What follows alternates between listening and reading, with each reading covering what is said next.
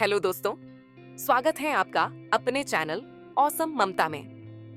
दोस्तों, हमारे दिल में कभी ना कभी कुछ सवाल उठते हैं जिनका जवाब ढूंढना आसान नहीं होता।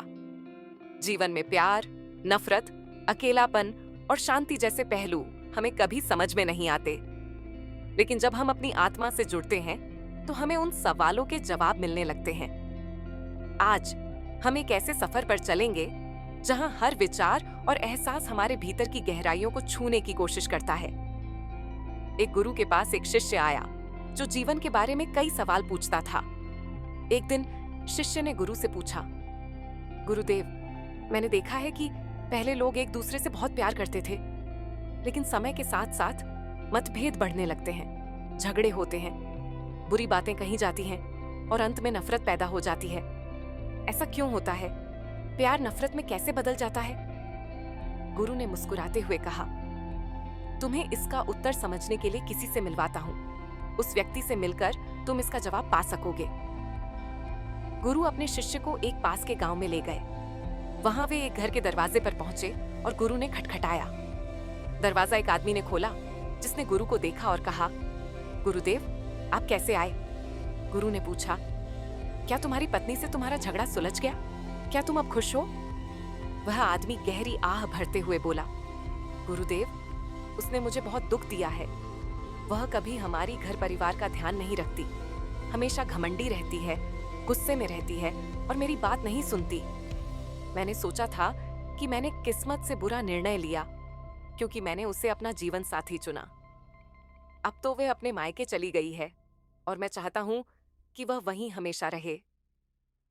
गुरु ने शिष्य की तरफ देखा और कहा, देखो, यही है इंसान का स्वभाव।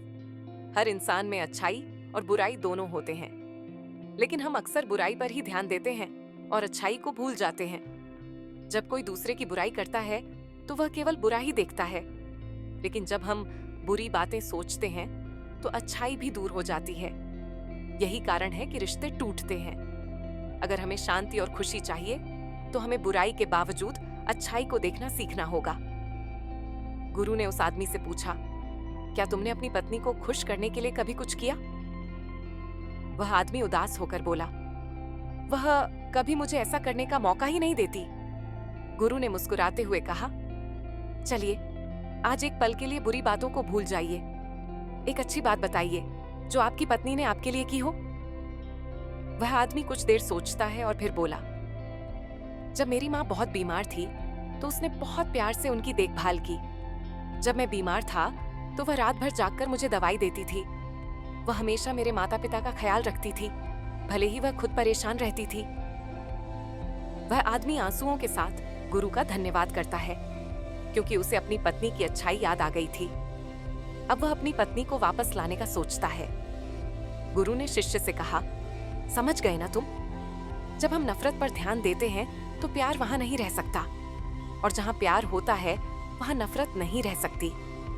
यह हम पर निर्भर करता है कि हम अपने दिल में प्यार या नफरत को जगह दें। शिष्य सिर झुकाते हुए समझता है और कहता है, गुरुदेव, मुझे समझ में आ गया, लेकिन मुझे एक और सवाल है।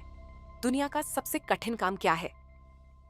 गुरु थोड़ी देर चुप रहते हैं, फिर मुस्कुराते हुए कहते हैं, दुनिया का सबसे कठिन काम है अकेले रहना।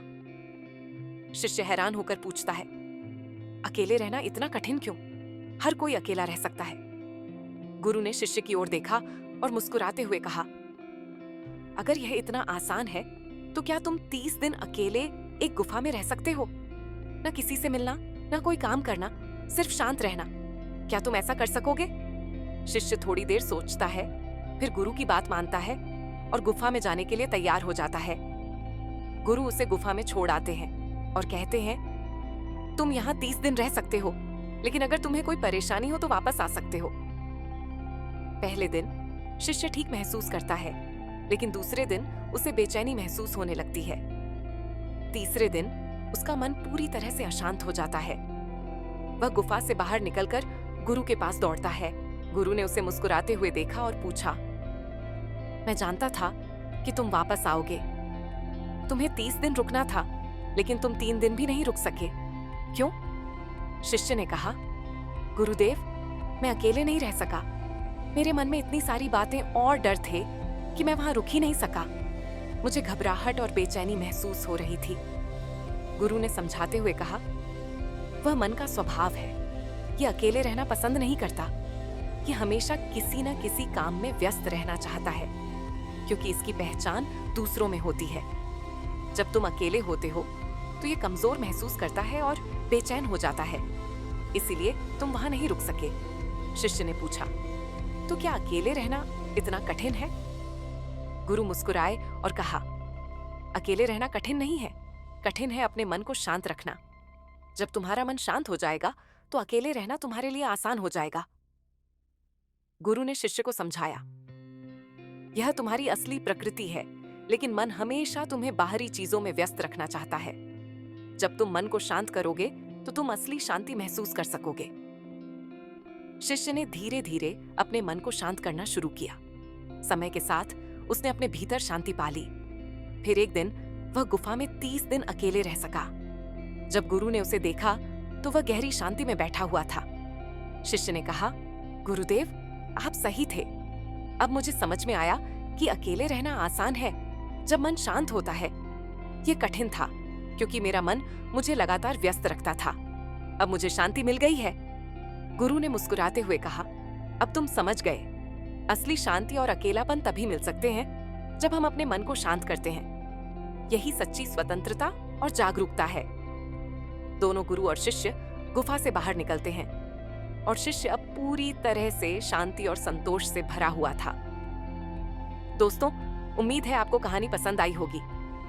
आपने इस कहानी से क्या सीखा, हमें कमेंट करके जरूर बताएं। और ऐसी ही प्रेरणादायक कहानियों के लिए चैनल को सब्सक्राइब करें। तो चलिए मिलते हैं नेक्स्ट वीडियो में एक और कहानी के साथ। तब तक के लिए खुश रहिए, मुस्कुराते रहिए। धन्यवाद।